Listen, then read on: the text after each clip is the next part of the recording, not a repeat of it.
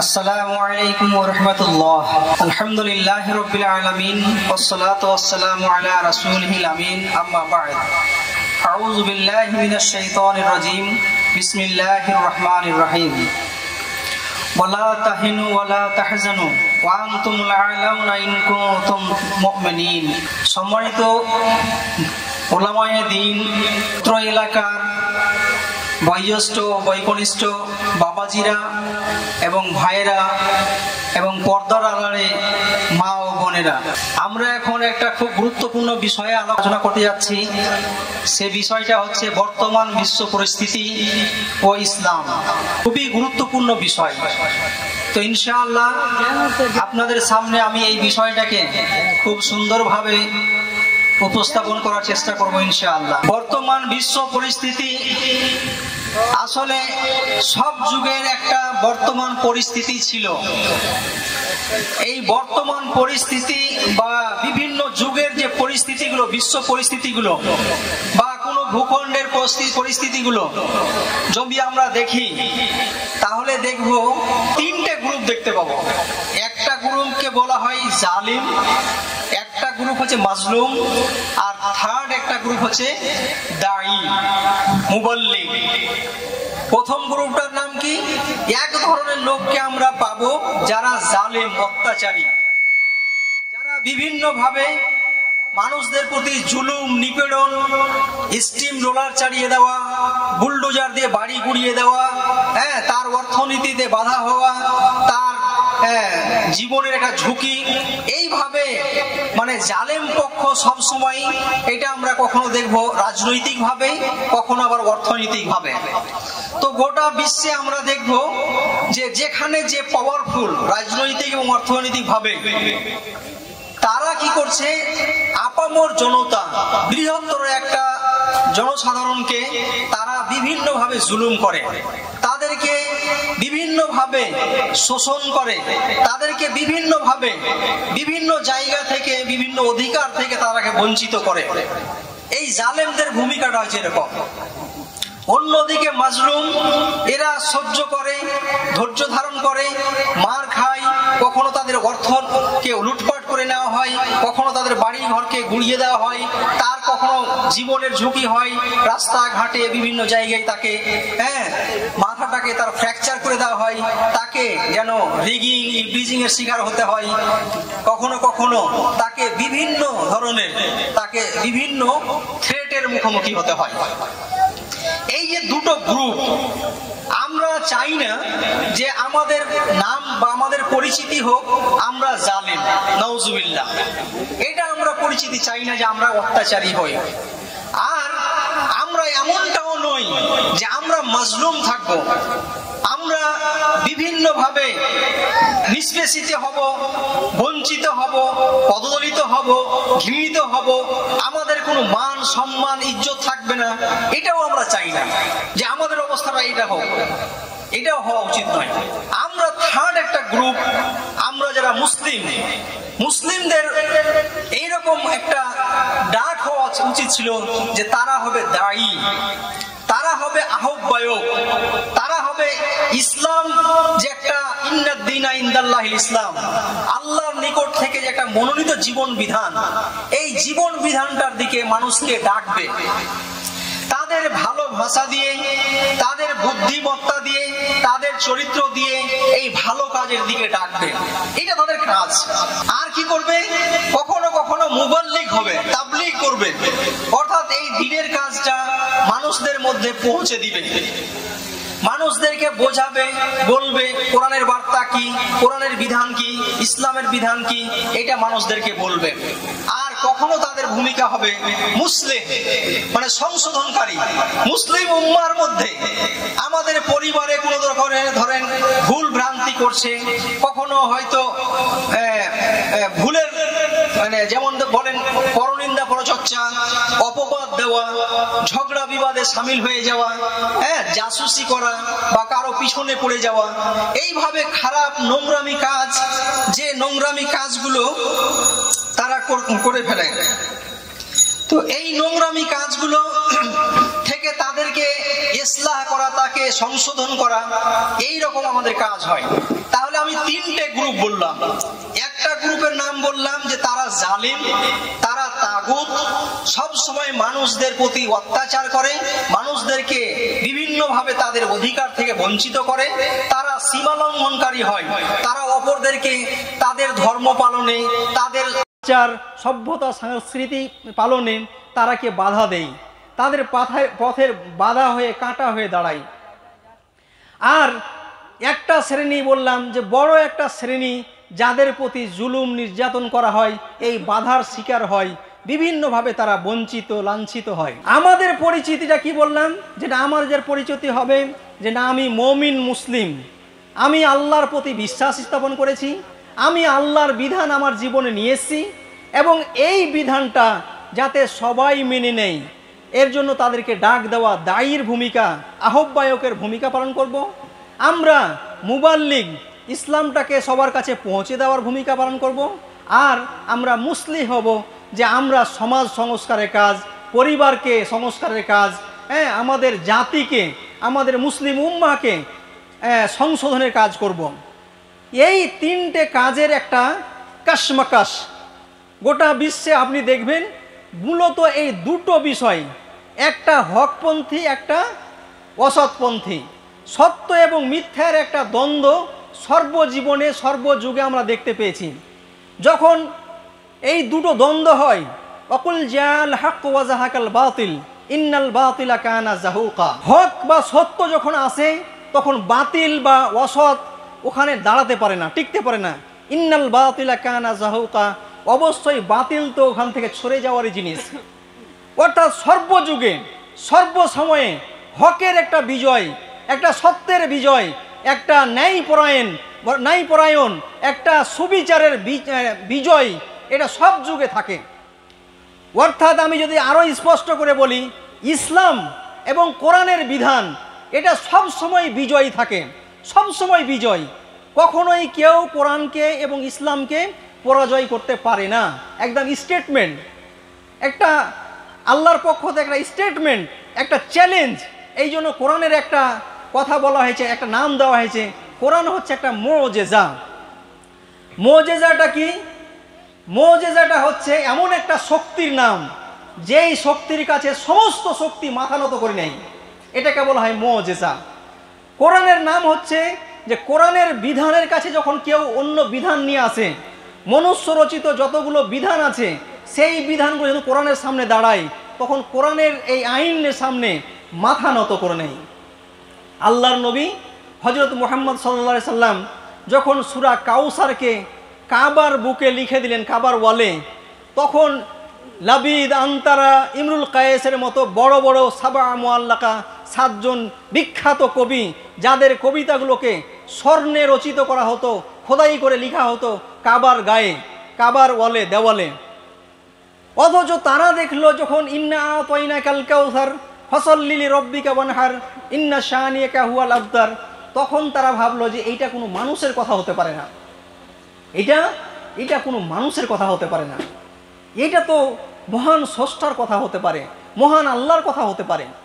এই জন্য তারা সারেন্ডার হয়ে গেছে, কেউ এই কোরআনের মুখোমুখি হতে পারেনি। কোরআন এত বলিষ্ঠ মত, বলিষ্ঠ বিধান নিয়েছে, যেখানে কোনো স্বার্থ, কোনো নিজের জিনিসকে চাপিয়ে দিবে, থোপে দিবে, এরকম কোনো বিষয় এখানে নেই। এই জন্য কোরআন আসলো, ইসলাম আসলো। ইসলামের ব্যাপারে, কোরআনের ব্যাপারে বলা হয়েছে এই ইসলামটা এমনই যে লা ইকরাহা ফিদ্দীন। এই যে ইসলাম ধর্মটা, ইসলাম যে একটা আইডিওলজি, এই ইসলাম যে একটা মতবাদ, এই মতবাদের কাছে এই যে একটা মতাদর্শ, এই মতাদর্শটাকে জোরপূর্বক বল প্রয়োগ করে কারো প্রতি চাপিয়ে দিবেন এই অধিকার আপনাকে দেওয়া হয়নি। কাদ তাবায়্যানা রুশদ, বরং এটাকে আপনি স্পষ্ট করে দিবেন। সবার কাছে কোরআনের বিধানটাকে স্পষ্ট করতে হবে। এই হচ্ছে আমাদের কাজ, যে কোরআনটা আমরা সবার কাছে স্পষ্ট করব, ইসলামটাকে স্পষ্ট করব, ইসলামের একটা ফলোয়ার্স হয়ে যাব, ইসলামটা আমাদের জীবনে চলে আসবে, কোরআনটা আমাদের যেন চলাফেরা কোরআন হবে আমাদের জীবনটা। নবী মুহাম্মদ সাল্লাল্লাহু আলাইহি সাল্লামের ব্যাপারে বলা হয়েছে, মা আয়েশা রাদিয়াল্লাহু তাআলা আনহা বলছেন যে নবীর কাজ সম্পর্কে জানতে চাওয়া হলো, তখন তিনি বললেন, তোমরা কোরআন পড়োনি? কানা খুলুকুহু খুলুকুল কোরআন, এই যে কোরআন যেটা থিওরিক্যাল আকারে লিখিত আকারে দেখছো, এর বাস্তব কোরআন, একটা চলাফেরা কোরআন যদি দেখতে চাও তাহলে নবীকে দেখো। তাহলে নবী একজন চলাফেরা কোরআন, একটা জীবন্ত কোরআন। এই জীবন্ত কোরআন হয়ে যেতে হবে আমাদেরকে, আর মানুষদেরকে দাওয়াত দিতে হবে, মানুষদেরকে ইসলামের দিকে ডাক দিতে হবে খুব নরম নরম ভাষায়, এমন উত্তম পদ্ধতিতে সেই দাওয়াতটা হবে যাতে করে সে দুঃখ কষ্ট কোনোভাবে ব্যথা না পায়। এই কাজটা আমাদের করতে হবে। ইসলাম সবসময় বিজয়ী থাকে, মুসলিমরা কখনো পরাজয় হয়, কখনো বিজয়ী হয়। ইসলামের বিজয়টা কি? ইসলামের বিজয়টা কোনো রাজনৈতিক বা অর্থনৈতিক বিজয় নয়। অনেক যুবক ভাইরা ডিপ্রেশনে ভুগছেন গাজা ভূখণ্ডকে দেখে, আহারে ফিলিস্তিনকে দেখে ভাবছেন যে ইসলাম যখন এত শক্তিশালী, তাহলে গাজা ভূখণ্ডে মায়েদের প্রতি, বাচ্চা ছেলেদের প্রতি কি করুন, মানে নির্মম একটা অত্যাচার, কত নির্দয় হলে বাচ্চাদের উপরে হসপিটালে বিভিন্ন শিক্ষা প্রতিষ্ঠানে কিভাবে মানে বোম্বিং ফেলা হতে পারে আর তাদেরকে ধ্বংস করে দিতে পারে। এটা দেখে অনেকে হয়তো ভাবছেন যে তাহলে কি ইসলাম বিজয়ী যে কথাটা বলছে এটা কি? তাহলে আসলে এই কথাটা বুঝার আছে, ভালোভাবে বুঝার আছে। এই কথাটাকে খুব ধীর মস্তিষ্কে ঠান্ডা মাথায় ভাবুন যে ইসলামটা কি এই বিজয়ের কথা বলেছে যে না তুমি রাজনৈতিকভাবে বিজয়ী হয়ে যাবে, তুমি অর্থনৈতিকভাবে বিজয়ী হয়ে যাবে, এটার কথা বলা হয়নি। আসলে ইসলাম বিজয়ী কিসে হবে? আজকে দেখুন গোটা বিশ্বে যাদের মধ্যে মানবতা আছে, যাদের মধ্যে সহমর্মিতা আছে, যাদের হৃদয়ে একটা দয়া, ভালোবাসা, প্রেম, প্রীতি আছে, এই মানুষগুলোর সবার কাছে যেন ফিলিস্তিনবাসী, গাজাবাসীর একটা দরদ, একটা ভালোবাসা, একটা দোয়া তাদের জন্য সবাই আমরা করি না? অবশ্যই করি।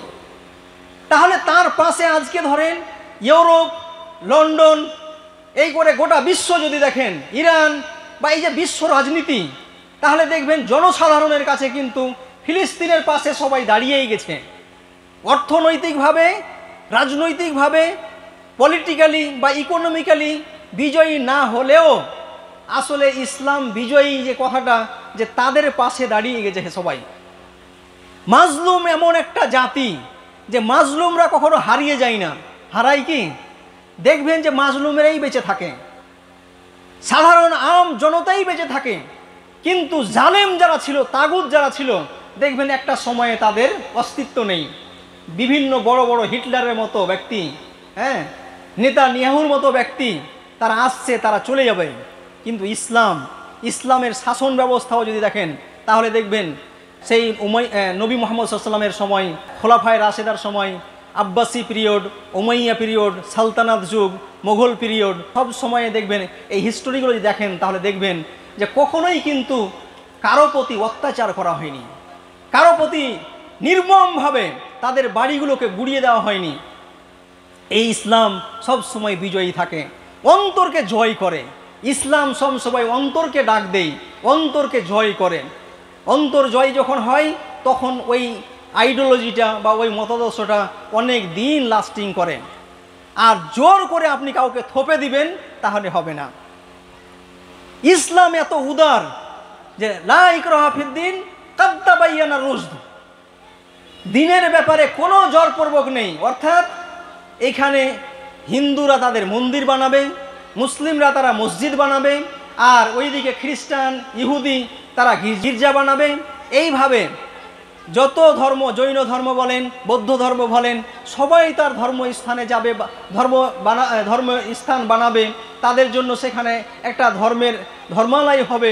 এই ব্যাপারে কোনো ধরনের কাউকে চাপ সৃষ্টি করে কারো মসজিদ ভেঙে কেউ মন্দির বানাবে, কেউ মন্দির ভেঙে মসজিদ বানাবে, এর কোনো ইসলামে বিধান নেই, ইসলামে কোনো জায়গা নেই। সম্মানিত ভাইরা এবং আমার এই ভারতবাসী, আমাদের সমস্ত ভাইদের, সমস্ত ধর্মের লোকেদেরকে আমি আহ্বান করব যে ইসলামটাকে পড়ুন, কোরআনটা পড়ুন। কোরআন এমন একটা মতাদর্শের নাম যে আপনার ধর্মকে কোনোদিনই গালি দেয়নি। লাকুম দীনুকুম ওয়ালিয়া দিন, আমার দিন আমার কাছে, আপনার দিন আপনার কাছে। আপনি আপনার ধর্ম পালন করুন, আমি আমার ধর্ম পালন করব। এখানে একটা কি হবে, দাওয়াত হবে, একটা দাওয়াতি বা একটা তাবলিগি ডিসকোর্স হবে। আপনি আপনার আইডিওলজিটা বা ধর্মটা আমাদের সামনে নিয়ে আসুন, আপনি গীতা বাইবেলের কথা আমাকে বলুন, আমি আমার কোরআনের কথা হাদিসের কথা শোনাবো, নবীর জীবনীর কথা শোনাবো। এবার আপনার যেটা ভালো লাগে আপনি করুন, আমার যেটা ভালো লাগবে আমি করব। কেউ কাউকে থোপে দিবে এটা তা আল্লাহ তাআলা কাউকেই করেননি। এমনকি ইভেন ইবলিসকেও আল্লাহ তাআলা এটা চাপিয়ে দেননি যে হে ইবলিস তোমাকে এটা মানতেই হবে, তুমি বাধ্য করা হয়নি। ধর্মের ব্যাপারে সমস্ত মানুষেরা স্বাধীন। আমাদেরকে আল্লাহ তাআলা ইচ্ছা শক্তি দিয়েছেন। আমি কি খাবো, আমি কি পান করব, আমি কি ধর্ম পালন করব, এটা আমার পুরোপুরি এখতিয়ারাতের মধ্যে পড়ে, আমার স্বাধীনতার মধ্যে পড়ে। আপনারও এটা স্বাধীনতা আল্লাহ দিয়েছেন। এখানে কোনো রকমের ভেদভাব, কোনো কমিউনালাইজেশন বা এখানে সাম্প্রদায়িকতা বলে কোনো জিনিস থাকবে না। আমরা সবাই মানুষ এবং যার যেটা ইচ্ছা হবে, যার যেটা ধর্ম পালন করার ইচ্ছা হবে সেটা করবে, এই ব্যাপারে কোনো ধরনের কথা থাকবে না। অথচ আমরা দেখছি যে গোটা বিশ্ব আজকে আমরা দেখছি যে একটা জালেমি শক্তি, একটা যেন মাজলুমদের প্রতি অত্যাচার করে যাচ্ছে। আজ যে গোটা বিশ্বে এই গাজা ভূখণ্ডকে নিয়ে যেন 2-3টে গ্রুপে ভাগ হয়ে গেছে।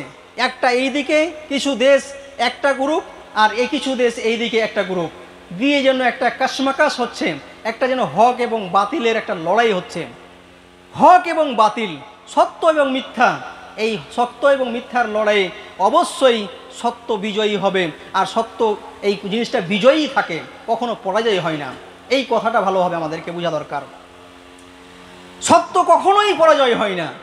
সত্যটা কি? আল্লাহর প্রতি ঈমান যারা নিয়ে এসছে আর সৎ পথে চলেছে, এটাই সত্য কথা। আল্লাহ কোরআনে বলছেন সূরা আল ইমরানে 139 নম্বর আয়াত, সেখানে বলা হচ্ছে ওয়ালা তাহিনু ওয়ালা তাহজানু ওয়া আনতুমুল আ'লাউনা ইন কুনতুম মুমিনিন। তোমরা ঘৃণিত, লাঞ্ছিত, পদদলিত, তিরস্কৃত কিছুই হবে না। ওয়া আনতুমুল আ'লাউন, তোমরাই বিজয়ী, তোমরাই বিজয়ী। শর্তটা কি? ইন কুনতুম মুমিনিন, যদি তোমরা মুমিন হও। ঈমান যদি থাকে, আপনি যদি মুমিন হন, আল্লাহর প্রতি বিশ্বাসী হন, তাহলে আপনি অবশ্যই বিজয়ী হবেন। প্রত্যেকটা যুগের আপনি হিস্ট্রিগুলো, ইতিহাসগুলো পড়ুন, দেখতে পাবেন যে হকের বিজয় হয়েছে। জালেমেরা, তাগুতেরা, তারা মাজলুমের প্রতি মানে অত্যাচার করেছে, কিন্তু তারা বিজয়ী শেষ দিনটি পর্যন্ত টিকে থাকতে পারেনি। তাদের জীবনের সাথেই বা তার মৃত্যুর সাথে সাথেই তার সেই আইডিওলজি বা তার এই জুলুমটা শেষ হয়ে গেছে, নিপাত হয়ে গেছে। এটা আমাদেরকে বুঝতে হবে। সম্মানিত বাবাজিরা এবং যুবক ভাইয়েরা, আমাদেরকে এই সুন্দর বিষয়টা ভালোভাবে বোঝা দরকার। এই যে বর্তমান বিশ্ব পরিস্থিতির একটা দিক যেমন রাজনৈতিকভাবে, অর্থনৈতিকভাবে বললাম, অন্যদিকে মাসলাকিগতভাবে আজকে কেউ তো হানাফি মাসলাক, কেউ তো আবার শাফিঈ মাসলাকের, কেউ তো আবার মালিকি, কেউ হাম্বলি। এটা নিয়ে যে আপোষে মুসলিম উম্মার মধ্যে যে একটা ইউনিটি, ঐক্যতা, একতা যে খতম হয়ে গেছে, হ্যাঁ, থাকছে না, বিগড়ে যাচ্ছে, এর মূল কারণটা কি? এগুলো আমাদের খুঁজে বের করা দরকার, এগুলো ফাইন্ড আউট করা দরকার। আপনি যদি দেখেন এই যে বড় বড় ফাকিহগুলো, ইমামগুলো যদি না থাকতেন, না আসতেন, আল্লাহর যদি বিশেষ মাসলেহাত না থাকতো, তাহলে আপনি ইসলামটাকে কীভাবে বুঝতেন? ফিকহ মানে হচ্ছে বুঝে নেওয়া, আন্ডারস্ট্যান্ডিং। কোরআনকে বুঝা, ইসলামকে বুঝার জন্য ফিকহ খুবই দরকার, খুবই জরুরি বিষয়। যদি এই ফিকহটা না থাকতো, তাহলে কোরআনকে বুঝা আমাদের জন্য কঠিন হয়ে যেত। প্রত্যেকেই কিন্তু আমরা এই 4 ইমামকে ফলো করি, আর 4 ইমামের সঙ্গে সাথে সাথে আরও বড় বড় ইমামদেরকে, আরও বড় বড় স্কলারদেরকে, মুজাদ্দিদদেরকে আমরা কিন্তু ফলো করি, মেনে চলি, অনুসরণ করি। আর তাদের যদি আমরা মেল মহব্বতটা দেখি, তাদের পারস্পরিক সম্পর্কটা দেখি, তাহলে আমরা অবাক হয়ে যাব যে কেন ভাই এগুলো নিয়ে নড়ছি আমরা। স্বয়ং নবীর সময়েও ইখতিলাফাত ছিল, মত পার্থক্য ছিল। ইখতিলাফ বারায়ে রহমত, ইখতিলাফাত তো একটা রহমতের জন্য, দয়ার জন্য এসছে। মানুষ, আমি যেমন দেখতে আলাদা, আপনি দেখতে আলাদা, এই বাবাজি দেখতে আলাদা, সবাই যেমন দেখতে আলাদা, কারো কারো সঙ্গে কেউ ম্যাচ হচ্ছে না, এরকম চিন্তা ভাবনার ক্ষেত্রেও কিন্তু আলাদা আলাদা মত আছে। সবাই যদি একই হতো, তাহলে একই আর কোনো মতই আসতো না, তাহলে ওই থোপে দেওয়ার ব্যাপারটা হতো। ইসলাম এত উদার যে শুধু অন্য ধর্মের সঙ্গে নয়, ইসলামে যারা বসবাস করবে, ইসলাম নিয়ে পালন করবে, সে ব্যাপারেও আল্লাহ উদার। কি করছেন? আল্লাহর নবী একটা গ্রুপকে, সাহাবারে রাদিয়াল্লাহু আনহুম, একটা দলকে বানু কুরাইজাতে পাঠালেন যে তোমরা ওখানে গিয়ে আসরের নামাজটা পড়বে। রাস্তাতে আসরের নামাজের টাইম হয়ে গেল, কিছু লোক ওই রাস্তাতেই নামাজ পড়ে নিলেন, কিছু সাহাবী, আর কিছু সাহাবী ওই বানু কুরাইজাতে গিয়ে নামাজ পড়লেন। এবার পরে একটা মাথায় প্রশ্ন জেগে গেল যে আল্লাহর নবী আমাদের বলেছিলেন যে ওখানে গিয়ে নামাজ পড়বে, অথচ আমরা কি করলাম? মাঝখানে নামাজ পড়লাম, আর ওরা ভাবলো যে আমরা ওখানে গিয়ে নামাজ পড়লাম। তো এটা নবী মুহাম্মদ সাল্লাল্লাহু আলাইহি সাল্লামকে জিজ্ঞেস করতে হবে। তাই করলেন, এসে নবীকে বললেন যে এরকম ঘটনা। আল্লাহ নবী বললেন তোমরা উভয়ে ঠিক করেছ, যারা ওখানে গিয়ে নামাজ পড়েছো তোমরাও ঠিক করেছো, আর যারা রাস্তার মাঝে নামাজ পড়ে নিয়েছো তোমরাও ঠিক করেছো। এটা হচ্ছে ইসলাম। আবু হানিফা রাহমাতুল্লাহ আলাইকে ধরেন অন্য মাসলাকের লোকেরা গালি দিচ্ছে, কিন্তু আপনি আবু হানিফার অবদান জানেন? ইমামে আজম, তিনি ৮০ হিজরিতে জন্মগ্রহণ করছেন, আর তার যে বিজ্ঞতা, তার যে জ্ঞান এত ছড়িয়ে, তিনি এত যুক্তিবাদী ছিলেন যে ওই সময়ে হাদিসকে ছানবিন করা, তার জন্য একটা মাসানিদ লিখছেন তিনি। সমস্ত হাদিসগুলো আবু বকর থেকে, ওমর থেকে, উসমান থেকে, আলী থেকে এবং বিভিন্ন সাহাবী থেকে রাদিয়াল্লাহু আনহুম, তাদের কাছ থেকে হাদিসগুলো নিয়ে তিনি এক জায়গায় করেছিলেন। তার সরাসরি ছাত্র হচ্ছে ইমাম মালিক রহমতুল্লাহ আলাইহি। ইমাম আবু হানিফা বাগদাদ, ইরাক শহরে ইমাম, আর সেখানে তিনি ফতুয়া দেন, মানুষ তাকে ফতুয়া জিজ্ঞেস করে, ওর কথাগুলো সবাই ফলো করেন। কিন্তু কোরআনের মূল বিধানের ব্যাপারে, কোনো আয়াতের ব্যাপারে, কোনো কালিমা তাইয়্যিবা লা ইলাহা ইল্লাল্লাহ ব্যাপারে, আল্লাহর ব্যাপারে, নবী মুহাম্মদ সাল্লাল্লাহু আলাইহি ওয়াসাল্লামের ব্যাপারে কোনো ইখতিলাফ নেই। ছোট ছোট ফরই মাসাইল, গৌণ বিষয়, যেগুলো নিয়ে মতপার্থক্য আছে। ইমাম আবু হানিফার সময়ে ইমাম আবু হানিফা কুফা শহরে, বাগদাদ বা ইরাক শহরে তিনি কাজ করছেন, আর মালিক রহমতুল্লাহ আলাইহি মদিনায় কাজ করছেন। পড়াশোনা কার কাছে করছেন? ইমাম আবু হানিফার কাছ থেকে। ইমাম মালিক রহমতুল্লাহ আলাইহির সরাসরি ছাত্র হচ্ছে ইমাম শাফি রহমতুল্লাহ আলাইহি। 150 হিজরিতে তিনি জন্মগ্রহণ করছেন, আর তিনি ইমাম মালিক রহমতুল্লাহর কাছে পড়াশোনা করছেন। আর প্রথম পড়াশোনাটা তার ছিল বাগদাদে। তিনি আবু হানিফারও যে বিষয়টা ছিল ফিকহি বিষয়, সেটাও স্টাডি করলেন, ইমাম মালিক রহমতুল্লাহ আলাইহির কাছেও স্টাডি করলেন, পড়াশোনা করলেন। দিয়ে মিশরে গিয়ে তার একটা মাদ্রাসা খুললেন।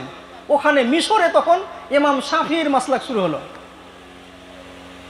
ইমাম শাফি রহমতুল্লাহ আলাইহির সরাসরি ছাত্র হচ্ছে এবং মালিকের আহমদ ইবনে হাম্বল। আহমদ ইবনে হাম্বল তিনি কি করছেন? মক্কায় তিনি তার মাদ্রাসা খুলে ইসলামকে প্রচার করছেন, ইসলামের ফিককে বুঝাচ্ছেন। আর আমরা বলছি ইমাম আহমদের সঙ্গে আবু হানিফার লড়াই, ইমাম শাফির সঙ্গে আবু হানিফার লড়াই, ইমাম আবু হানিফার সঙ্গে মালিক রহমতুল্লাহ আলাইহির লড়াই। এ কোনো লড়াই ছিল? লড়াই নেই।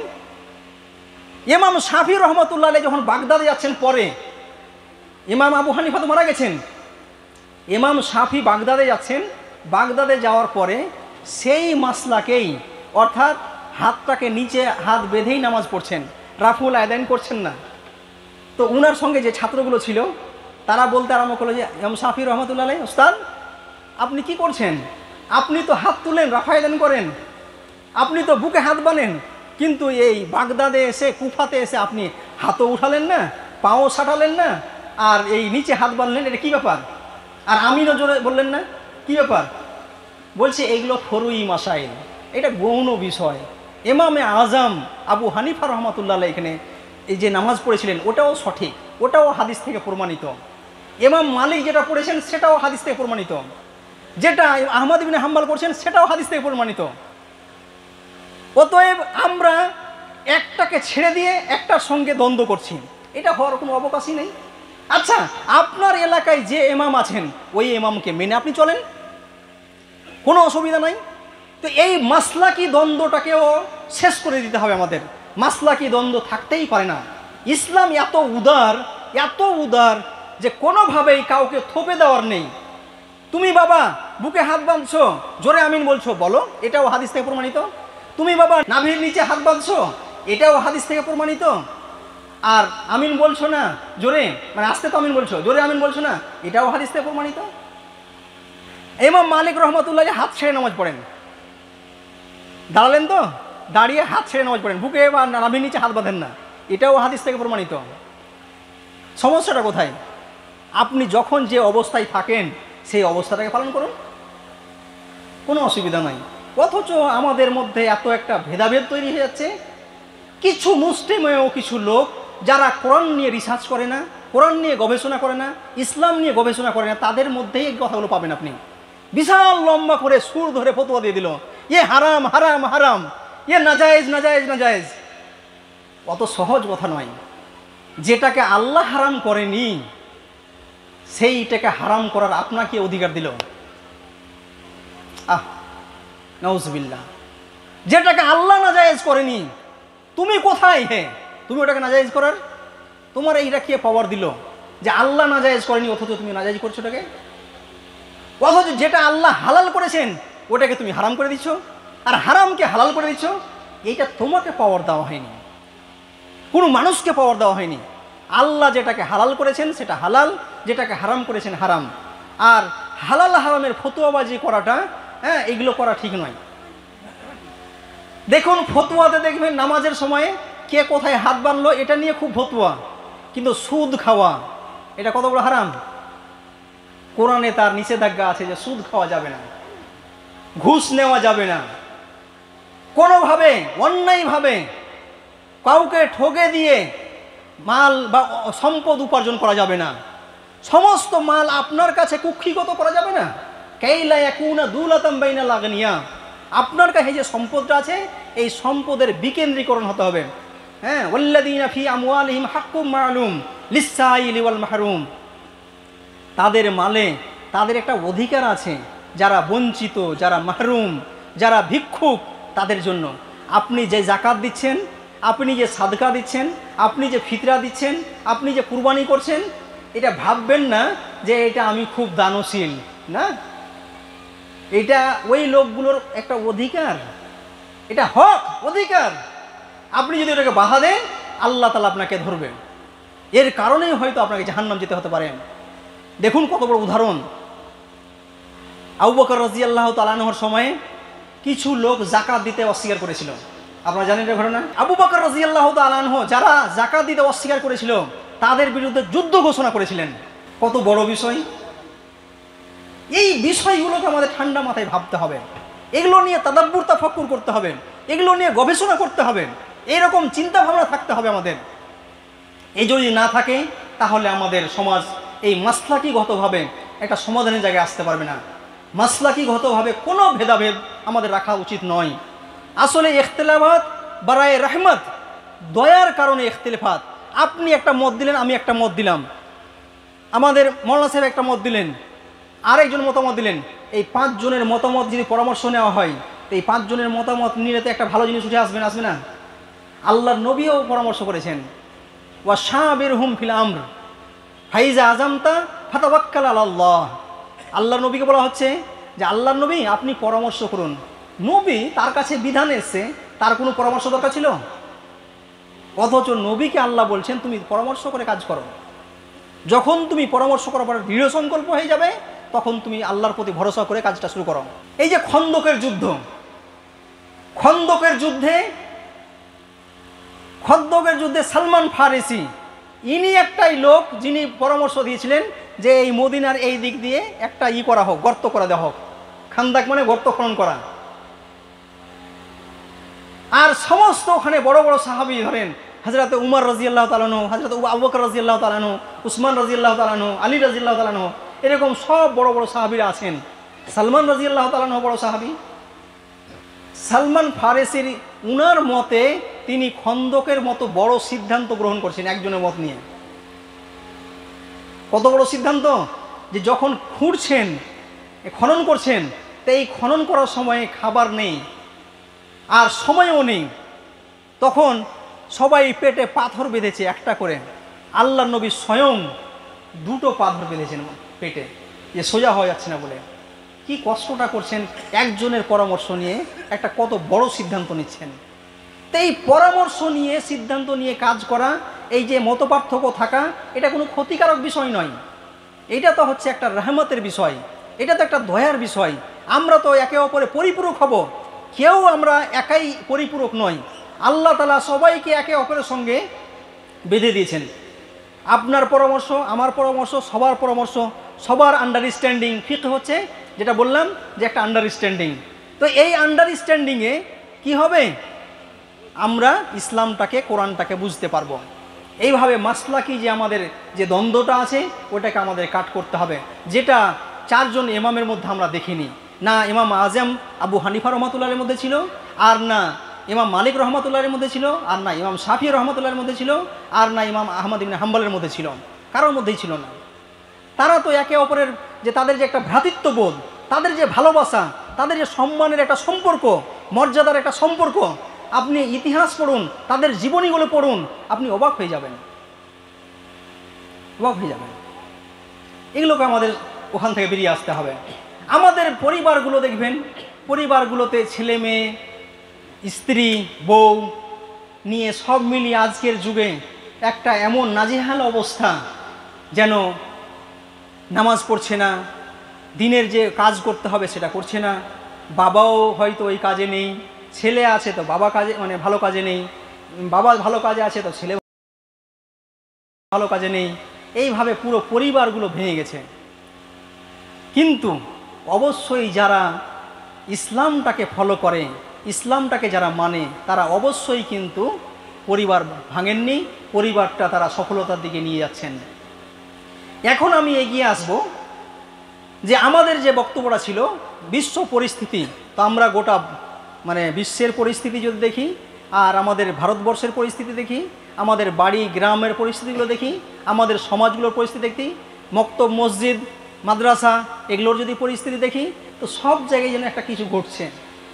এগুলো সব কিছুর সমাধানের জন্য আমাদেরকে উঠে আসতে হবে, আমাদেরকে আল্লাহর কাছে দোয়া করতে হবে, আমাদেরকে সবসময় আল্লাহর কাছে দোয়া করতে হবে, আমাদেরকে কোরআনটাকে বুঝতে হবে। আমি দুটো এইখানে কোরআন থেকে আয়াত দিয়ে দিয়ে দুটো বিষয় আপনাদের সামনে পরিষ্কার করব, সূরা মুজাম্মিল এবং সূরা মুদ্দাসসির। এই সূরাটা কখন অবতীর্ণ হচ্ছে? মক্কায় নবী মুহাম্মদ সাল্লাল্লাহু আলাইহি সাল্লাম যখন দাওয়াতের কাজ করছিলেন। চিন্তা করেন, আপনার হয়ে আমি কিছু কাজ করছি, যে আপনাকে কিভাবে আমি জান্নাত নিয়ে যেতে পারি, আর আপনি যদি আমাকে মারেন, আমাকে যদি বিভিন্নভাবে রিগিং করেন, আমাকে তকমা লাগিয়ে দিন, তাহলে আমার মনটা কি হতে পারে? যেন একটা চিন্তিত অবস্থা, একটা ফিকিরমন্দি, একটা যেন চিন্তা নিয়ে। আমাদের গ্রামে আপনি দেখবেন, এখন আছে কিনা জানি না, যখন কোনো লোক বিভিন্নভাবে অর্থনৈতিকভাবে বা কোনো দুর্ঘটনায় মানে তার পরিবারটা চলে গেছে, বাড়ি পুড়ে গেছে, তখন কারো সঙ্গে আর কথা বলছেন, একটা চাদর গায়ে দিয়ে যেন চিন্তা নিয়ে দিন যাপন করেন। নবী মুহাম্মদ সাল্লাল্লাহু আলাইহি সাল্লামকে আল্লাহ তাআলা সম্বোধন করে বলছেন যে না, তোমাকে দুটো কাজ করতে হবে। সূরা মুদ্দাসসিরে একটা ধরনের কাজ বলা হয়েছে, আর একটা মুজাম্মিলে এক ধরনের কাজ বলা হয়েছে। তো এই যে দুই ধরনের কাজ, তো এই দুই ধরনের কাজকে আমরা ইনশাআল্লাহ দেখবো, দিয়ে আমার আলোচনা শেষ করবো ইনশাআল্লাহ। সূরা মুজাম্মিলের আলোচনা আল্লাহ তাআলা এইভাবে নিয়ে আসছেন, ইয়া আইয়ুহাল মুজাম্মিল, হে বস্ত্র দিয়ে মুড়ে থাকা ব্যক্তি, চাদর দিয়ে নিজেকে ঢেকা ব্যক্তি। মুজাম্মিল খুব আদরের ভাষা, মানে আদর দিয়ে আল্লাহ তাআলা বলছেন, ভালোবাসা, মায়া দিয়ে, যে তুমি যে চাদর গায়ে দিয়ে, চাদরটাকে দিয়ে তুমি সব ঢেকে দিয়ে চিন্তিত অবস্থায় জীবনটাকে অতিবাহিত করছো, আসলে এটা করার দরকার নেই। কি করো? কুমিল লাইলা ইল্লা কালিলা, দাঁড়িয়ে যাও, রাত্রে দাঁড়িয়ে যাও, অর্থাৎ রাত্রে কিয়ামুল লাইল করো, তাহাজ্জুদের নামাজ পড়ো, ইল্লা কালিলা, কিন্তু কিছুটা কম। তাহলে কিয়ামুল লাইল কত গুরুত্বপূর্ণ বিষয় দেখছেন? আমরা একটু পরে দেখতে পাবো কতটা গুরুত্ব আছে কিয়ামুল লাইলের। আমরা এই যে রমজান মাস অতিবাহিত করলাম, রমজান মাসে আমরা তারাবি পড়লাম, তাহাজ্জুদের নামাজ পড়লাম, কত বড় বরকত ছিল এখানে। মান কামা লাইলাতুল কদরে ঈমানা ওয়া ইহতিসাবা গফিরা লাহু মা তাকাদ্দাম মিন যামবি। যারা লাইলাতুল কদরে কিয়াম করলো, কিয়ামুল লাইল করলো, তাহাজ্জুদের নামাজ পড়লো, গোফেরা প্যাসিভ ভয়েসে আছে, গোফেরা মাফ করে দেওয়া হলো, মা তাকাদ্দাম মিন জামবি, তার পূর্বেকার সমস্ত গুনাহকে ক্ষমা করে দেওয়া হলো। সুবহানাল্লাহ। তাহলে লাইলাতুল কদরের রাত্রি জাগরণ, পুরো রমজান মাসের তারাবির নামাজ, কিন্তু তর্কটা কোথায়? 8 রাকাত তারাবি না 20 রাকাত তারাবি? ভাই তারাবি পড়ো, যার মনে হচ্ছে যে না 8 রাকাত পড়বো 8 রাকাতই পড়ো, ওটাও হাদিস থেকে প্রমাণিত। 20 রাকাত পড়বা, ওটাও হাদিস থেকে প্রমাণিত। অসুবিধাটা কোথায়?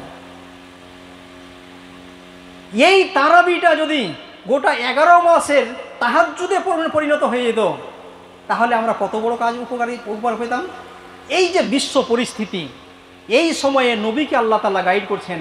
যখন সানাদিদ কোরাইশদের লিডার বাহিনী যখন একদম মানে বাজ পাখির মতো একদম করে আছে, যে কোনো সময়ে তার প্রতি বাজ পাখির মতো পড়ে যাবে, আর সেই মুরগির বাচ্চাকে যেমন তুলে নেয় সেইভাবে তাদেরকে মানে কচু কাটা করবে, পৃথিবী থেকে বিদায় করে দিবে।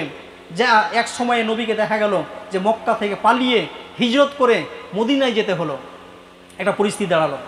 তো এরকম একটা করুণ পরিস্থিতি, যখন মার কাট, হত্যা, অপবাদ, বিভিন্নভাবে নবীকে বলা হয়েছিল কবি, জাদুঘর, কাহিন, এই একটা পরিস্থিতি, তখন আল্লাহ তাআলা এই আয়াতগুলো দিয়ে বলছেন যে হে নবী তুমি কি করো, কুমিল লাইলা ইল্লা কালিলা, রাত্রের কিছুটা অংশ দাঁড়িয়ে তাহাজ্জুদের নামাজ পড়ো। রাত্রি 12টার পর ওইটাকে ভাগ করেন, ওই দিকটাকে দিয়ে মোটামুটি অর্ধেকটাকে বাদ দেন, তো মোটামুটি 2:30 বা 2টোর সময় বলতে পারেন, 2টো 2:30 বা 3টে পর্যন্ত যেতে পারেন। এই সময়ে উঠে একটু বেশি সময়ও করতে পারেন।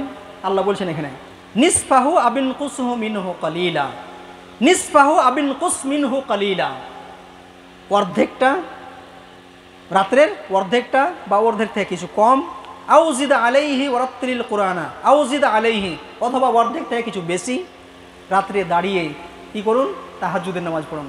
এই তাহাজ্জুদের নামাজে কি হবে, ওয়ারাত্তিলিল কুরআনা তারতিলা, কোরআনটাকে ধীরে ধীরে থেমে থেমে পড়ুন।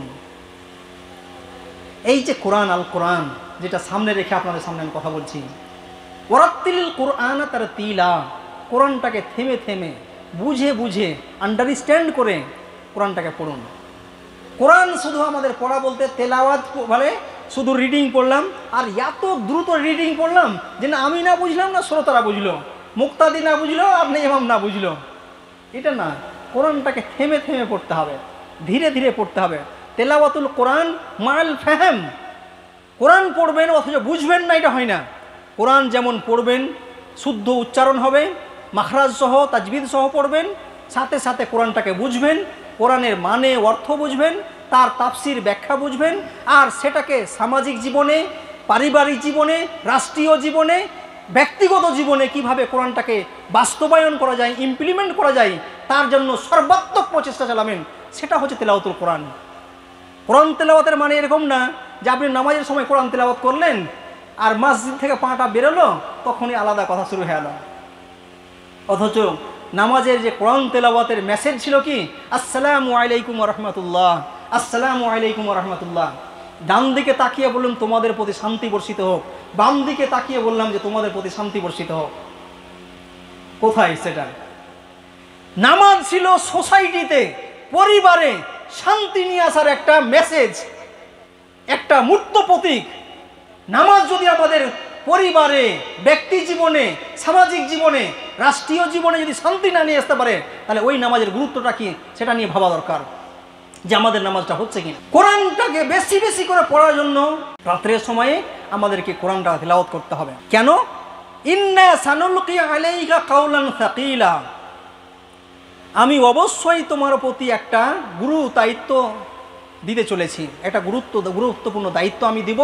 এই দায়িত্বটা তোমাকে কাওলান সাকিলা, যেটা খুবই ভারী, যেটা বহন করা খুব ভারী, এমন দায়িত্ব যে কোমর ভেঙে যাবে, আপনি দাঁড়াতে পারবেন না, এরকম একটা গুরু দায়িত্ব আছে। আর এই দায়িত্বের জন্য রাত্রের জাগরণ, কোরআনকে আন্ডারস্ট্যান্ড করা, কোরআনকে ধীরে ধীরে পড়া খুবই জরুরি, খুবই জরুরি, এটা পড়া দরকার। আমাদের যুবক ভাইরা, বাবাজিরা, মায়েরা, বোনেরা যদি আমরা এই তাহাজ্জুদের নামাজ শুরু করে দিতাম, তাহাজ্জুদের নামাজ নফল হলেও খুব তার গুরুত্ব রয়েছে। এই যে আপনার বড় কাজ, যখন আপনি একটা ডিপ্রেশনের জায়গায় চলে যেতে যাচ্ছেন, আপনি যখন হীনমন্যতায় ভুগছেন যে আমার কি করা উচিত, তখন আপনাকে আল্লাহ গাইড করছেন যে আপনি তাহাজ্জুদের নামাজ পড়ুন। আর এই তাহাজ্জুদের নামাজ যদি পড়েন, তাহলে যে এই বড় গুরুত্বপূর্ণ দায়িত্ব, একটা বিশাল দায়িত্ব, ওই দায়িত্বটার কথা বলা হয়েছে এতে সূরা মুদাসসিরে, ওখানে এসে বলবো আমি। তো এই গুরু দায়িত্বটা, এটা পালন করার জন্য অবশ্যই রাত্রি জাগরণ দরকার। এই গুরু দায়িত্ব পালন করার জন্য রাত্রি জাগরণের ফায়দাটা কি হবে? ইন্না নাশিয়াতাল লাইলি হিয়া আশাদ্দু ওয়াতআন ওয়া আকওয়ামু কিলা।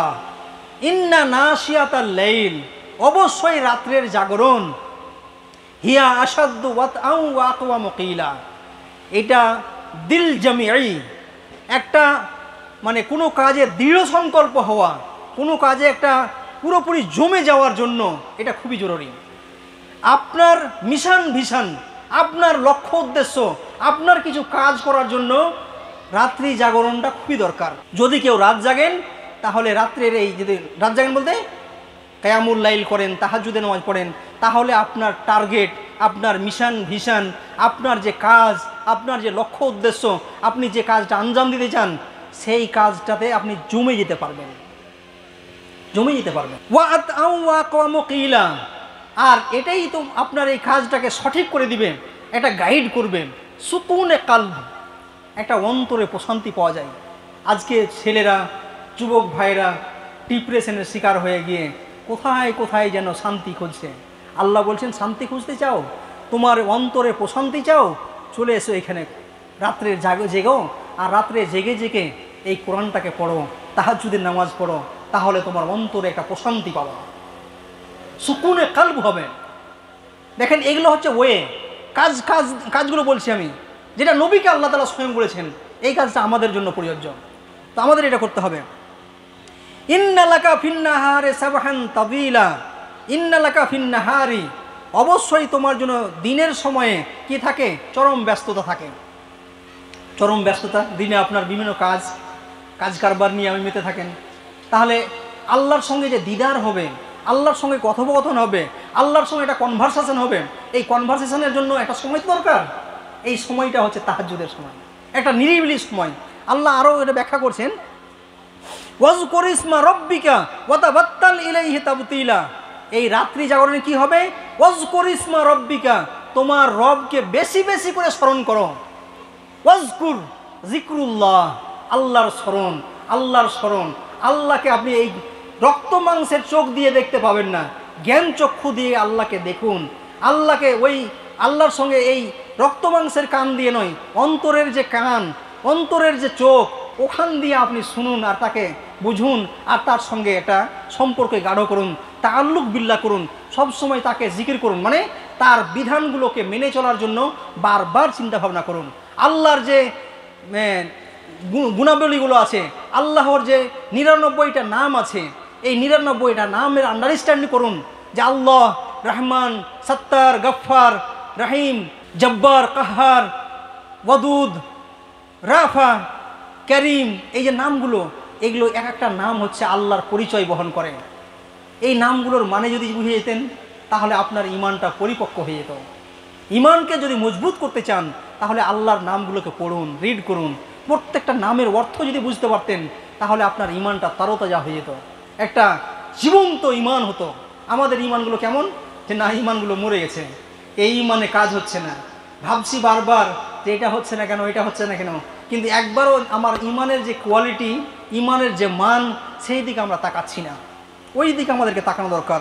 ওয়াজকুর ইসমা রব্বিকা, তোমার রবের নামকে তুমি মানে বারবার পড়ো, বারবার স্মরণ করো। ওয়া তাবাত্তাল ইলাইহি তাবতিলা, তুমি কি করো, তোমার একটা সময় তুমি ওখান থেকে কাট করে একটা নির্জন সময়কে বেছে নাও। ওয়া তাবাত্তাল, আমরা যখন আমাদের পরিবারের সঙ্গে কথা বলি, আমার স্ত্রীর সঙ্গে কথা বলি, আমার ছেলে মেয়েদের সঙ্গে কথা বলি, আমি পাড়া প্রতিবেশীর সঙ্গে কথা বলি, আত্মীয় স্বজনদের সঙ্গে কথা বলি, তখন একটা ব্যস্ততা থাকে, বিভিন্ন কাজ থাকে। একটা সমাজ থেকে, পরিবার থেকে কাট হয়ে গিয়ে একটা সময়, নিরিবিলি সময় কাটানো দরকার। ওয়া তাবাত্তাল ইলাইহি তাবতিলা, পরিবার থেকে, সমাজ থেকে, বিভিন্ন ব্যবসা বাণিজ্য থেকে, জব চাকরি থেকে, সব ঘুম থেকে একদম আলাদা হয়ে গিয়ে একটা সময় যেন এতেকাবের সময়, এতেকাবের মতো করে একটা আলাদা আর একটা নিরিবিলি সময় দরকার আমাদের জীবনে। ওই নিরিবিলি সময়টার জন্য আল্লাহর নবী কত গুরুত্ব দিয়েছিলেন দেখেন। গারে হেরা, হেরা গুহা, হেরা গুহাতে আমরা দেখেছি কতদিন, প্রায় 32 বছর থেকে 40 বছর, 7-8টা বছর ধরে তিনি নিয়মিত গারে হিরাতে গিয়ে সমাজ থেকে, পরিবার থেকে কেটে গিয়ে ওখানে থাকতেন। রমজান মাসের আমরা বলছি সময় পাচ্ছি না বাবা, এতেকাফ করার সময় নেই। অর্থাৎ স্বয়ং নবী মুহাম্মদ সাল্লাল্লাহু আলাইহি ওয়াসাল্লাম যে ইসলামকে নিয়ে আসলেন, যে আমাদের মূল প্রবর্তক, তিনি প্রত্যেক রমজানের 10 দিন করে এতেকাফ করতেন, আর শেষ রমজানে তিনি 20 দিন এতেকাফ করেছিলেন। সুবহানাল্লাহ।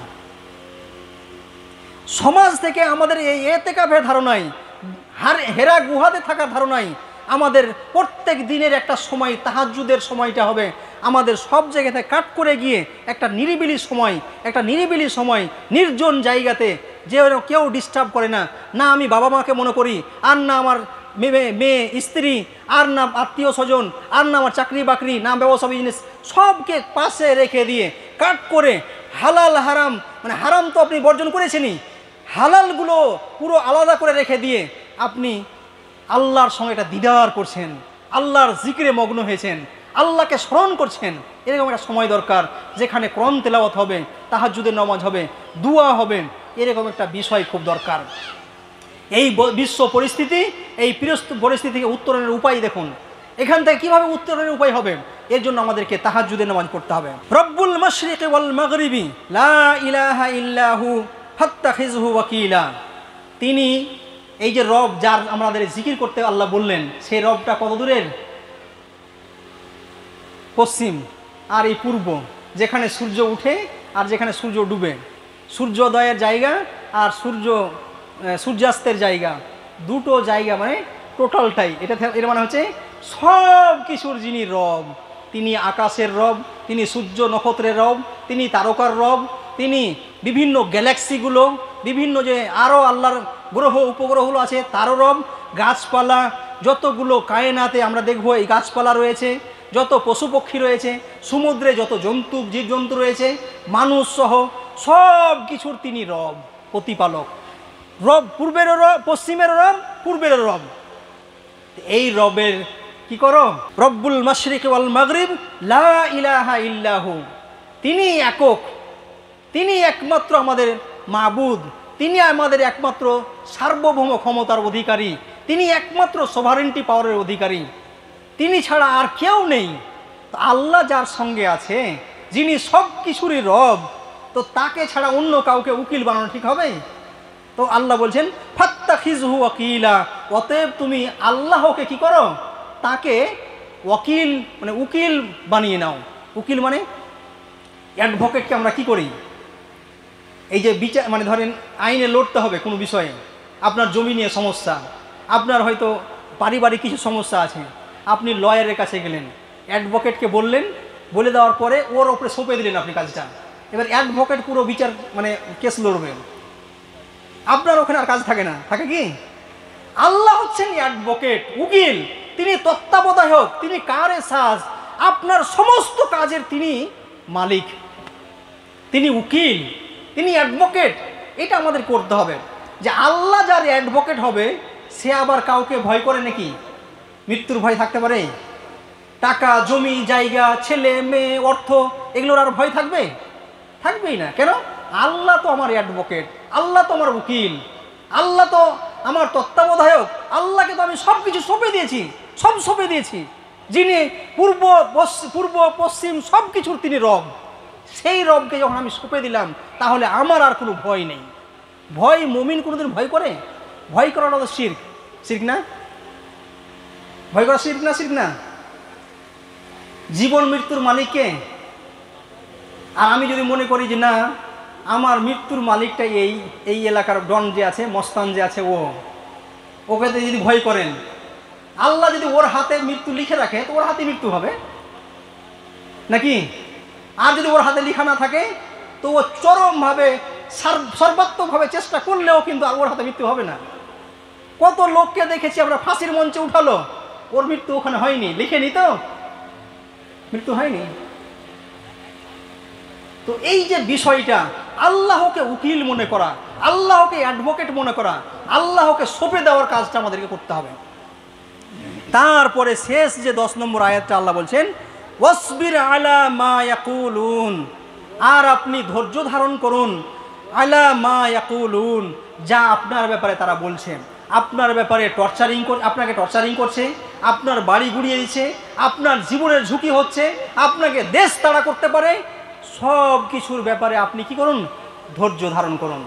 ওয়াস্তাঈনু বিস-সাবরি ওয়াস-সালাহ, নামাজ এবং ধৈর্যের মধ্য দিয়ে আল্লাহর মদদ মাঙ্গুন, আল্লাহর সাহায্য চান। নামাজের মধ্য দিয়ে তো বুঝতে পারি কথাটা, যে নামাজের মধ্য দিয়ে আমরা আল্লাহর সাহায্য চাইছি, দোয়া করছি, কিন্তু সাবরের মধ্য দিয়ে আল্লাহর মদদ মাঙ্গা মানে কি? আসলে আল্লাহ তাআলা আপনাকে একটা জিনিসে যে বিজয়ী করবেন, এর জন্য আপনাকে ধৈর্য ধারণ করতে হবে। বিভিন্ন প্যাশন, দুঃখ, কষ্ট আল্লাহ তাআলা বিভিন্নভাবে টেস্ট করবেন আপনাকে। হয় আল্লাহ আপনাকে রোগ দিয়ে, অথবা আপনার অর্থ সম্পদকে কেড়ে নিয়ে, অথবা দিয়ে। এ সব কিছু, এই যে আমি একটু আগে বলছিলাম রাজনৈতিক পাওয়ার, অর্থনৈতিক পাওয়ার, এটাকে বিজয়ী বলে না, এটা হচ্ছে একটা পরীক্ষা। আপনাকে রাজনৈতিক পাওয়ার দেওয়া হলো, এই রাজনৈতিক পাওয়ার পরে তুমি অ্যারোগ্যান্ট, অহংকারী হয়ে তাগুত জালিম হয়ে গেলা, না তুমি আবার আদর্শ নেতা হলা, ইমাম হলা, যে সবাইকে তুমি সবার অধিকার বুঝিয়ে দিচ্ছ। উমরের মতো সেই নেতা, আবু বকরের মতো নেতা, উসমান আলীর মতো নেতা, বিভিন্ন মুজাদ্দিদ, সেই বড় বড় মুজাদ্দিদদের মতো নেতা হলা, এটা বড় ব্যাপার আছে, এটা বড় ব্যাপার আছে। ওটা আমাদের সফলতা নয়। সফলতা হচ্ছে এই যে জিনিসগুলো একটু আগে বললাম। সফলতা হচ্ছে যে আমি জীবনে একটা প্রশান্তি পেয়ে যাব, আল্লাহকে ওয়াকিল মনে করব, আমি তাহাজ্জুদের নামাজ পড়ব, কোরআন তেলাওয়াত করব, আল্লাহকে জিকির করব, এইভাবে সফলতা রয়েছে। তো একটা দিক হলো এইটা দিক, সূরা মুজাম্মিলে আল্লাহ তাআলা এই কথাগুলো বললেন। আর তাহলে একটা কাজ আমরা বুঝতে পারলাম, যে আমাদের একটা কাজ, এই যখন বিশ্ব পরিস্থিতি এরকম, তখন উত্তরণের উপায়ের জন্য আমাদের কী করতে হবে? সমাজ থেকে, সোসাইটি থেকে কাট হয়ে গিয়ে রাত্রে একটা সময়, অর্ধেকটা রাত বা অর্ধেক থেকে একটু বেশি বা অর্ধেক থেকে একটা কম, এই রাতে জেগে তাহাজ্জুদের নামাজ পড়া, আর সেই তাহাজ্জুদের নামাজে বেশি বেশি করে কোরআন তেলাওয়াত করা, কোরআনকে বোঝা, ধীরে ধীরে থেমে থেমে কোরআনটাকে পড়া, আর কি ওই রাত্রে আল্লাহকে বেশি বেশি করে স্মরণ করা, একটা নির্বিলি জায়গায়, নির্জন জায়গায়, আর দুনিয়া যেন আপনার মনে থাকবে না, শুধু যেন আল্লাহ আর আপনি যেন আছেন। এই জন্য মানে মালিক আর দাস, এই দুজনে যেন কথা হচ্ছে, একটা কনভারসেশন হচ্ছে, এরকম একটা সময় আপনি কাটাতে হবে। এরকম একটা প্ল্যান, পরিকল্পনার জন্য এরকম একটা সময় খুব দরকার। তো এইভাবে একটা সময় কাটালেন, এই সময় কাটানো খুবই দরকার আমাদের। দ্বিতীয় যে বিষয়টা, আমরা মুদাসসিরে যাব। আল্লাহ তাআলা সূরা মুদাসসিরে নবীকে বলছেন, ইয়া আইয়ুহাল মুদাসসির কুম ফানজির ওয়া রাব্বাকা ফাকাব্বির। ওখানে যে বললেন কাউলান সাকিলা, আমি তোমাকে একটা গুরুতর দায়িত্ব, একটা বড় দায়িত্ব দিতে চলেছি, অতএব তুমি কি করো? এই কাজগুলো করো, তাহাজ্জুদের নামাজ পড়ো, আল্লাহকে স্মরণ করো, আল্লাহকে ওয়াকিল মনে করো, এই যে কথাগুলো বললেন তিনি, ধৈর্য ধারণ করো। এখানে এসে আল্লাহ তাআলা বলছেন, ওই যে কাউলান সাকিলাটা কি আসলে? একটা কুম ফানজির। হে, আবার আল্লাহ তাআলা খুব কাছে টেনে একটা ভাষা বলছেন, ইয়া আইয়ুহাল মুদাসসির, হে কাপড়ে আবৃতকারী ব্যক্তি, কুম, দাঁড়ান, দাঁড়ান, বসে থাকলে হবে না, উঠুন। কাপড়ে মানে ঢেকে দিয়ে নিয়ে চিন্তিত অবস্থায় জীবনটাকে অতিবাহিত করছেন এরকম না, কুম ফানজির, উঠেন, দাঁড়ান, আর দাঁড়িয়ে করে ফানজির, লোকেদেরকে সাবধান করেন।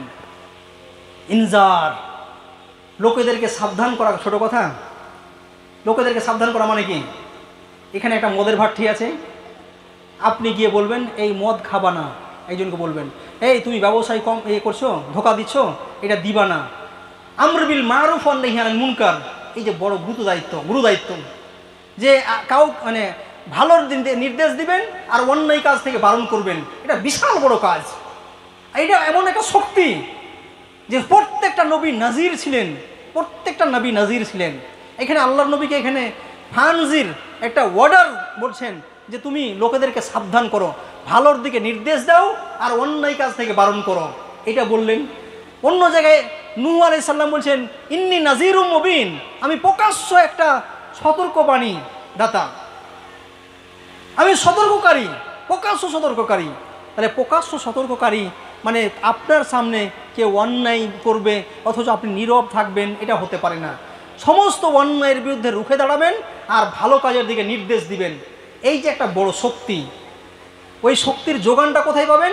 ওই রাত্রি জাগরণে। রাত্রি জাগরণ যদি হয় তাহলে এই শক্তিটা এত শক্তি হবে যে আপনি তখন আর ভয় পাবেন না। আপনি বলবেন আমি তো আল্লাহর হয়ে গেছি, আল্লাহর হয়ে গেছি মানে কি আমার তো ভয় নেই। এর মানে আল্লাহর হয়ে গেতে আপনি বলবেন এই কাজটা করুন আর এই কাজটা ছাড়ুন, মন্দ কাজটা ছাড়ুন আর ভালো কাজটা করুন। এইভাবে আমর বিল মারুফ ওয়ান নাহি আনিল মুনকারের পুরো অ্যাটিটিউড নিয়ে, এই ক্যারেক্টার নিয়ে আপনি সমাজে কাজ করবেন। এরকম একটা আইডল পারসন, লাকাদ কানা লাকুম ফি রাসূলিল্লাহি উসওয়াতুন হাসানাহ। নবী যেন আমাদের নাজির, সমস্ত আম্বিয়া নাজির ছিলেন, একটা সতর্ককারী ছিলেন। আর আমাদেরকে সেখান থেকে আমাদেরও মুমিন হিসেবে নাজির হতে হবে, নাজির হতে হবে, সতর্ককারী হতে হবে। তো আমাদের কাজটা কি হবে? কুম ফানজির ওয়ারাব্বাকা ফাকাব্বির, আর তোমার রবের শ্রেষ্ঠত্ব বয়ান করো। রবকে আমার রব যে দেওয়া বিধান এই কোরআন কোরআন মাজিদ, এটাকে সবার সামনে তুলে ধরতে হবে যে এই কোরআনটাই শেষ কথা, কোরআনটাই শেষ কথা, কোরআনের আইন হচ্ছে শেষ কথা। কোরআনের আইনের ওপরে আর কোনো আইন হয় না। তার যেগুলো আইন আছে, জুডিশিয়ারি আইন বলেন বা আপনি রাজনৈতিক মানে আইন বলেন, পারিবারিক আইন বলেন, সমাজনীতির আইন বলেন, হ্যাঁ, বিভিন্ন লেনদেনের কথা বলেন, ব্যবসা বাণিজ্য বলেন, হ্যাঁ, কথাবার্তা বলেন, হ্যাঁ, ভাবনা চিন্তা বলেন, প্রত্যেকটা ব্যাপারে আল্লাহ একটা বিধান দিয়েছে। চোখ কি দেখবে আর কি দেখবে না এটার বিধান দিয়েছেন, কান কি শুনবে আর কি শুনবে না সেটার বিধান দিয়েছেন, ব্রেন কি ভাববে কি ভাববে না তার বিধান দিয়েছেন। তিনি এই ত্বক হাত কি কাজ করবে আর কি কাজ করবে না তার বিধান দিয়েছেন। প্রত্যেকটা ব্যাপারে আল্লাহর দেওয়া বিধানকে বিজয়ী করতে হবে, আল্লাহর দেওয়া বিধানকে বিজয়ী করতে হবে। যে আয়াতটা দিয়ে আমি শুরু করেছিলাম, ওয়ালা তাহিনু ওয়ালা তাহজানু ওয়া আনতুমুল আ'লাউনা ইন কুনতুম মুমিনিন, তোমরা লাঞ্ছিত, ঘৃণিত, পদদলিত, তিরস্কৃত হবে না। ওয়া আনতুমুল আ'লাউন, তোমরাই বিজয়ী, তোমরাই বিজয়ী। কখন? ইন কুনতুম মুমিনিন, যখন তোমরা মুমিন। যদি তুমি মুমিন হও তাহলে তোমরাই বিজয়ী হবে। আল্লাহর আইনকে বিজয়ী করার জন্য, আল্লাহর আইনকে বলবালা করার জন্য, আল্লাহর আইনকে উঁচু করার জন্য আপনাকে কালিমাতুল্লাহিয়াল উলিয়া, আল্লাহর কালেমা বলবালা হবে, বিজয়ী হবে। এর জন্য আপনাকে সর্বাত্মক প্রচেষ্টা করতে হবে। সমস্ত লোককে ভালো কাজে নির্দেশ দিতে হবে, অন্যায় কাজ থেকে বারণ করতে হবে। আর আল্লাহর দেওয়া যে বিধান, এই বিধানকে লোকেদের সামনে তুলে ধরতে হবে। এই যদি আমরা করতে পারি তাহলে ওই কাউলান সাকিলার যেটা কথা ছিল যে বড় গুরুত্বপূর্ণ দায়িত্ব, গুরু দায়িত্ব, এই দায়িত্বটা আমরা পালন করব। তাহলে সূরা মুজাম্মিল এবং সূরা মুদ্দাসির কি কম্বিনেশন দেখুন। দুটো সূরা প্রায় কাছাকাছি সময়ে অবতীর্ণ হয়েছে আর দুটো সূরার বিষয়বস্তু একই। ওখানে আমার ব্যক্তিগত কাজ কিছু তাহাজ্জুদের নামাজ দিচ্ছেন আর এখানে ময়দানে নামতে বলছেন। কিছু রাত্রের কাজ, কিছু দিনের কাজ, এখানে দিনের কাজ করতে বলছেন। দিনের কাজ কি হবে? দিনের সময়ে আমরা কি করব? মানুষদেরকে সাবধান করব, অন্যায় থেকে বারণ করব আর ভালো কাজের নির্দেশ দেব। এইভাবে আল্লাহর দেওয়া আইন যেটা, ভালো কাজের নির্দেশ দেওয়া আর অন্যায় কাজ থেকে বারণ করা, এটাকে আমরা বিজয়ী করব। আল্লাহু আকবার বলবো, আল্লাহর আইনকে সব জায়গায় বিজয়ী করব, বিজয়ী করব। এই আমাদের একটা বলিষ্ঠতা, এই শক্তি, এই পাওয়ার আমাদের দরকার, যেটা আমরা রাত্রি জাগরণ থেকে পাবো। ওয়াসিয়াবাকা ফাতাহির, এই যে গুরু দায়িত্বটা, আল্লাহর নবী এমনিতেই পাক পবিত্র। আল্লাহর নবী এত পাক পবিত্র, তার দিল অন্তর এত পাক পবিত্র, যার তো আগের পরের সমস্ত গুনাহ ক্ষমা করা হয়েছে, তাই না? আপনি পবিত্র হয়ে যান, আপনার দিল অন্তর মস্তিষ্ক সবকে পবিত্র করে নিন। এই যে গুরু দায়িত্ব, দাওয়াতের কাজ করবেন, তাবলীগের কাজ করবেন, মানুষকে ভালোর দিকে আহ্বান করবেন, ইসলাহ সংশোধনের কাজ করবেন। আর আপনি যদি কি হন, নাপাকি, খারাপি, অন্যায়ের সঙ্গে যদি জড়িত থাকে আপনার ব্রেন মস্তিষ্ক, আপনার কাপড় যদি পবিত্র না হয় তাহলে হবে না। আপনি সার্বিকভাবে আপনার লেবাস পবিত্র হবে, আপনার অন্তর পবিত্র হবে, আপনি সার্বিকভাবে সমস্ত শিরক, বহুত্ববাদ এবং সমস্ত নাস্তিকী আচরণ থেকে সব কিছু থেকে পাক পবিত্র হবেন। আপনি যখন দিনের দাওয়াত দিবেন তখন অবশ্যই আমাদেরকে আপনাকে এটা হতে হবে। অররুজা ফাহাজুর, আরও এমফেসিস দিয়ে বলা হচ্ছে সমস্ত নোংরামি থেকে দূরে সরে যান। একবার বলছেন যে পবিত্র আপনার লেবাস, আপনার অন্তরকে পবিত্র করুন, আর আরেকবার বলা হচ্ছে যে আপনি সমস্ত নোংরামি থেকে, হ্যাঁ, সমস্ত খারাপি থেকে আপনি মুক্ত হয়ে যান, সমস্ত খারাপিকে ছেড়ে দিন। ওয়াহজুর, তালাক করুন, তাকে সরিয়ে দিন, ছুঁড়ে ফেলুন, নিক্ষেপ করুন, সেটা থাকতেই পারেন আপনার খারাপি। ওয়ালা তামনুন তাস্তাকসির, ওয়ালা তামনুন, মান মানে কেটে দেওয়া। আপনার কাজটা, এই যে দাওয়াতের কাজটা, কখনো যেন এরকমটা মনে করেন না। এমন এক সময় বলে না কেউ, অনেক করলাম ভাই, 10 বছর থেকে তাবলীগের কাজ করলাম, 10 বছর থেকে দাওয়াতের কাজ করলাম, 10 বছর থেকে ইসলাহের কাজ করলাম, আর হবে না, এইটা এখন আর দরকার নেই, ও আর হবেই না, মারা গেছে। এরকম ভুল ডিসিশন নেবেন না। ইউনূস আলাইহিস সালামের ব্যাপারে আপনি শুনেছেন, ইউনূস আলাইহিস সালাম খুব তার জাতিকে বুঝিয়েছিলেন, বুঝাতে বুঝাতে বুঝাতে বুঝাতে একটা সময়ে আল্লাহর ডিসিশন আসার আগেই তিনি ভাবলেন হয়তো আর হবে না, থাক থাক বাবা, তোমরা আর থাকো তোমাদের মনে। তিনি বেরিয়ে গেলেন। নবী বেরিয়ে যাওয়া মানে কি, আল্লাহর গজব আসবে। সেই সময় সবাই কি করলেন, ঈমান গ্রহণ করলেন। আলহামদুলিল্লাহ, আল্লাহর নবী ইউনূস আলাইহিস সালামকে একটা বড় পরীক্ষা আল্লাহ করে নিলেন। তিনি নৌকাতে যাচ্ছিলেন, নৌকা থেকে তাকে ঝাঁপ দিতে বলা হলো, যে নৌকা যাচ্ছে না। তারপরে বড় একটা মাছে তাকে খেয়ে নিয়ে হলো, কিন্তু তাকে আর হজম করতে পারছে না। মাছের পেটে থাকাটা কিন্তু সহজ ব্যাপার, এই ভুলটা কিন্তু বড় ভুল নয়। উনি ভাবলেন যে হয়তো আর হচ্ছে না, অন্য জায়গায় চলে যাই। তো আপনার এটা করা যাবে না, নিরাশা হলে চলবে না। মুমিন কোনোদিন নিরাশ হতে পারে না। ওয়ালা তাইয়াস, একদম নিরাশা হওয়া যাবে না। ওয়ালা লা তাকনাতু মিন রাহমাতিল্লাহ, আল্লাহর রহমত থেকে নিরাশা হওয়াই যাবে না। নিরাশা তো হয় কাফির মুশরিকেরা, মুমিন মুসলিম কখনো আল্লাহর থেকে নিরাশা হতে পারে না। তো নিরাশা হওয়া যাবে না, কাজটাকে কাট করা যাবে না, রেগুলার কন্টিনিউয়াস আরও বাড়াতে হবে, আরও হিকমা বাড়াতে হবে। এইভাবে হলো না, আপনি ওকে বললেন তো হচ্ছে না, আপনি তোকে কাউকে দিয়ে বলেন, এটা দিয়ে হচ্ছে না। বাড়িতে দাওয়াত দেন, বাড়িতে দাওয়াত দিয়ে হচ্ছে না। চায়ের দোকানে চায়ের দাওয়াত দেন, তাতে হচ্ছে না। বিভিন্ন ডিবেট ডিসকোর্সে বুঝান, বড় লোকদেরকে বুঝান, মুরব্বীদের বুঝান।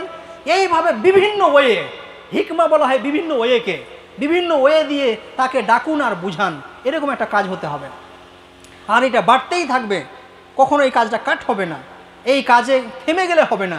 দাওয়াতের কাজ আপনি মৃত্যু পর্যন্ত করবেন, তাহলে আপনি বিজয়ী হবেন। থেমে যাওয়াতে পরাজয় হয়ে যাবে। হ্যাঁ, আপনার দ্বারাই সে মুসলিম হলো কি হলো না, সে সংশোধন হলো কি হলো না, সে ভালো কাজ করলো কি করলো না, এটা বড় কথা নয়।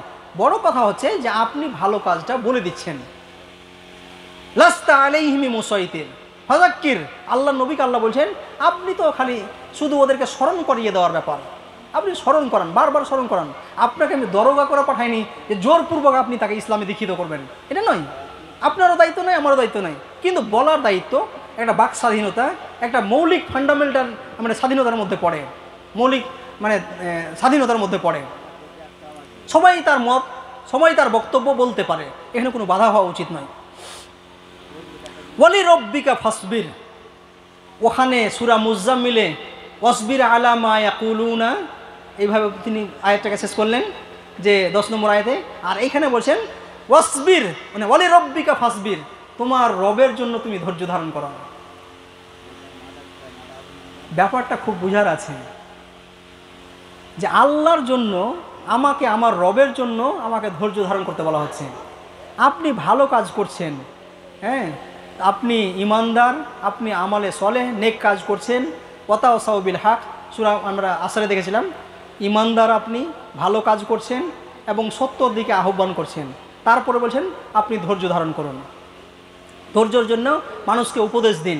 এখানে বলছেন আল্লাহ তাআলা ওয়ালি রব্বিকা ফাসবির, তোমার রবের জন্য তুমি ধৈর্য ধারণ করো। এই ধৈর্য ধারণ করাটা খুবই জরুরি।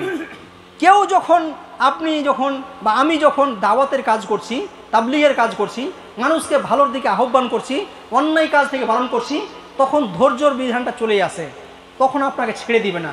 যারা স্বার্থান্বেষী, যারা জালেম, যারা অত্যাচারী, যারা তাগুত, সীমালঙ্ঘনকারী, যারা ডন মস্তান, যাদের বিভিন্ন স্বার্থ লুকিয়ে আছে, যারা মুনাফিক, তখন তারা আপনাকে ছাড়বে না, আপনাকে বাধাপ্রাপ্ত করবে, আপনাকে টর্চারিং করবে, আপনাকে মারবে, কাটবে, জীবনের হুমকি নিয়ে আসবে।